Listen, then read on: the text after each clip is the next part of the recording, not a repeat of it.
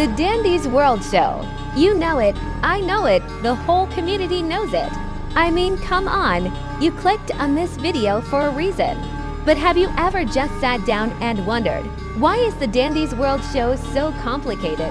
From its age demographic, to its season count, again to its network, and much more.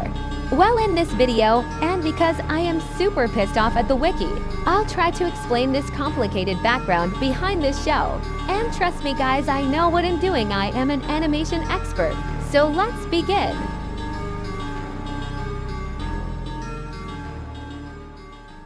But first, I feel the need to explain what is the topic of today's video just in case there are people who doesn't know about it.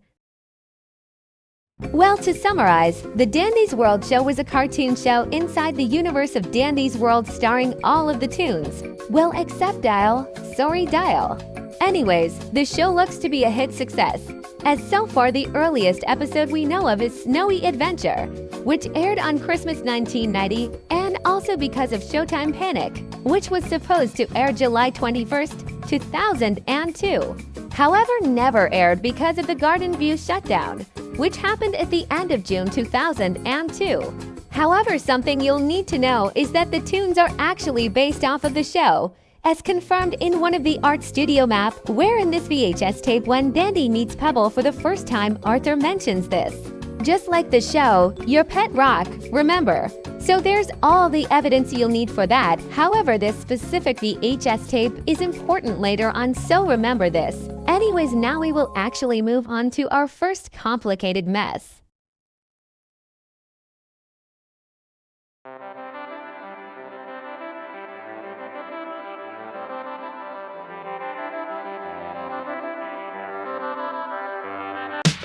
The age demographic for the Dandy's World Show is pretty complicated, I suppose, but it's easy to solve using an unexpected source. But first, what is the show's morals? Because trust me, it's important. In this letter by Arthur, he mentions this, but I understand the importance of companionship and friendship. That's what the show teaches after all. In other words, think of it as My Little Pony but Dandy's World, in which, by the way, friendship is magic is a peak show. I just wanted to say that. So to the normal person, the Dandy's World Show should be a show targeted to ages 2 to 6, otherwise known as TVY, right? Not exactly. And here is where our unexpected source comes in, the storyboards. Because the more I looked into the storyboards, the more I realized that the show isn't rated TVY. Because despite Garden View being an educational center and museum, what is found in the storyboards says otherwise. Also, the animations are also included. I just forgot to mention them, so now I can safely confirm this. The show is targeted towards ages 7 and above, otherwise known as TVY7. Also, by the way, the educational part of the show would probably come to light via the story of the episodes. Now that we have gotten that out of the way, we can move on to our next topic.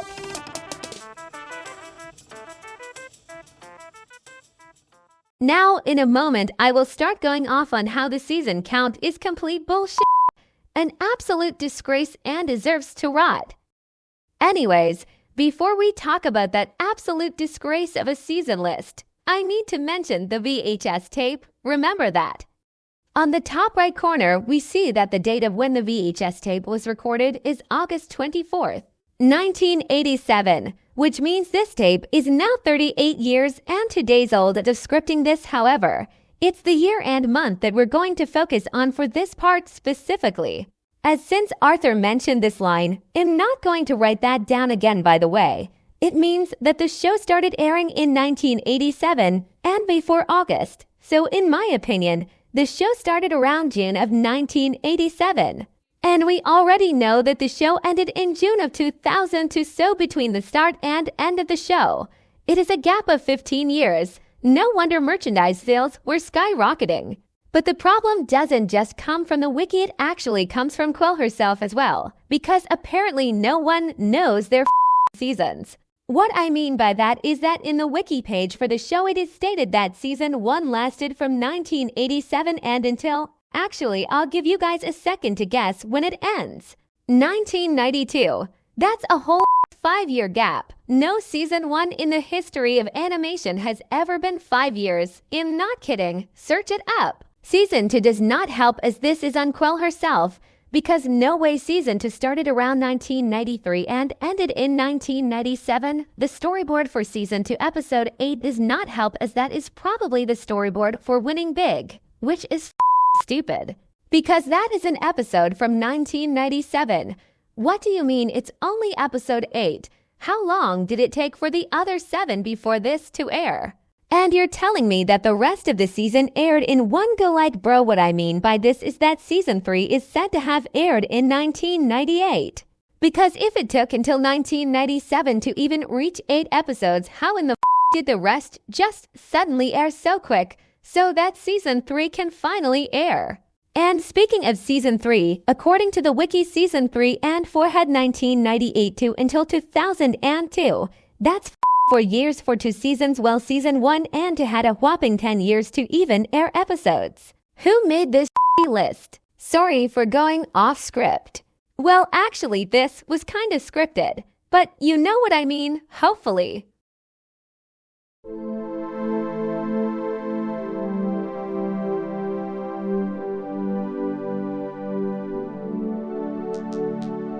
My solution to this is to increase the season count, but only by 2 and cap the episodes at 13. Here is why. By increasing the season count to 6, it will make the average season run for 2 years. Here is the list I made.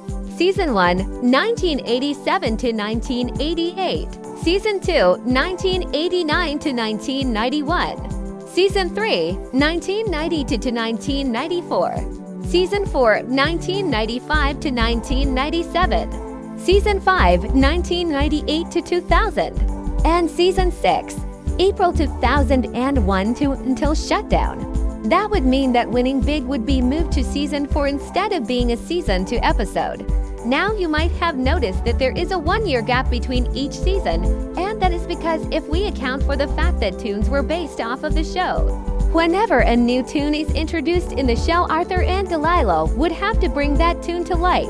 So it's best that there is a 1-year gap between seasons so that those tunes could be brought to life. Take Babette and Bazzy as an example.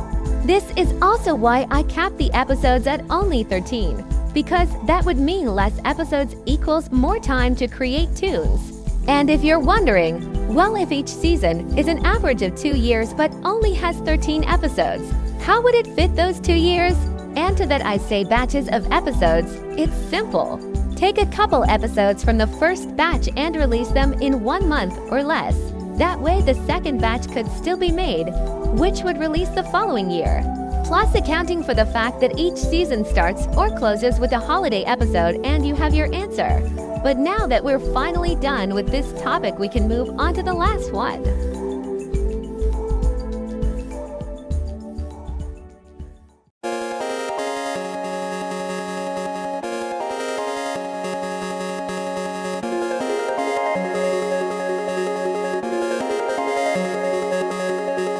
Now this is going to be interesting since I'm a sucker for network history.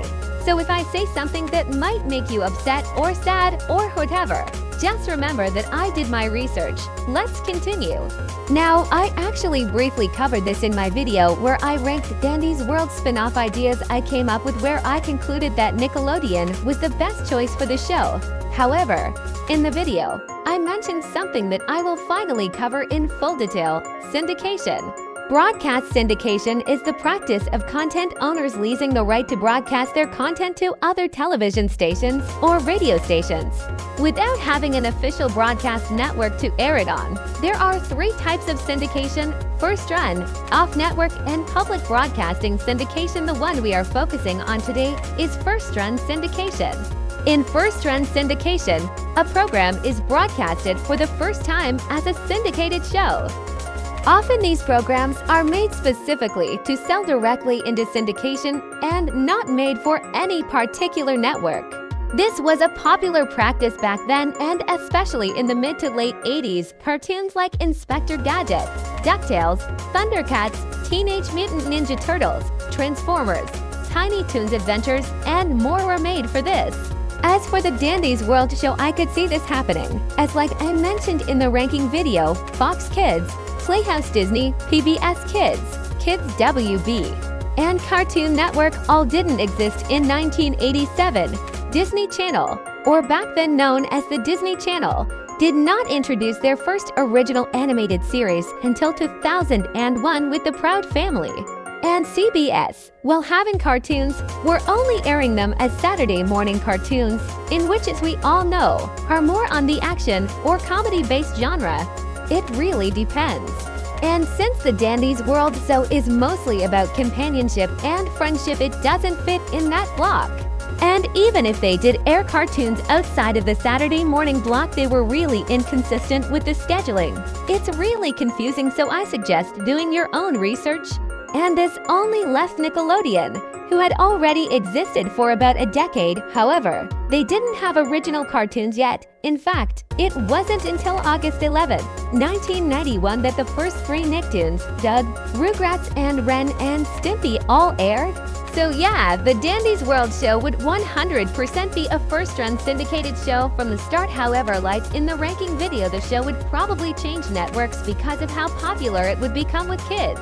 Given the fact that the show went on for 15 years, we already saw this happening with Teenage Mutant Ninja Turtles when it went from a syndicated show to a CBS show in 1991. And again, like in the video, I mentioned that the change would probably happen in 1992. And going back to our season list, that change would happen when Season 3 would begin, and again, I mentioned that it would be Nickelodeon that would take over the show from that point onwards. And the reason for Nick is pretty simple. Assuming Cooking Chaos is the start of Season 3, then that would mean Kids WB, PBS Kids, Playhouse Disney, and Cartoon Network all did not exist yet. Fox Kids is more on the wacky, comedy and action side, just like Saturday morning cartoons. And once again, Disney Channel had yet to make their first original cartoon, and we already covered CBS. It's the same story there. So yeah, Nickelodeon is our only option. And so, we finally reached the end. This took forever to analyze and doing the proper research, all because I was pissed off at everyone who didn't do their proper research or just didn't do it at all. And to be honest, I'm still pissed off. I'm pissed off at the wiki for their horrid season list, Quell on how she places her episodes. Though to be fair, we don't know if that is actually winning big or not, so it's not really her fault. And everyone else, because if you search up Dandy's World show, it's literally just a 1-minute video where the majority of the video is just the intro and a like 10 to 20-second clip of an animation, and also slapping a Cartoon Network logo like this. Now there are exceptions I can accept, like Dandy Tales. I don't care what anyone says, that show is peak. And this one, because at least they put in the effort onto this video and actually get it past the 2-minute mark. And I'm talking about both parts, by the way. So now that we have concluded that almost everyone just doesn't do their proper research for practically anything really, with of course exceptions, I've decided to just it and do it myself. I've already written 5 episodes so far and am not backing down until I show how it's really done.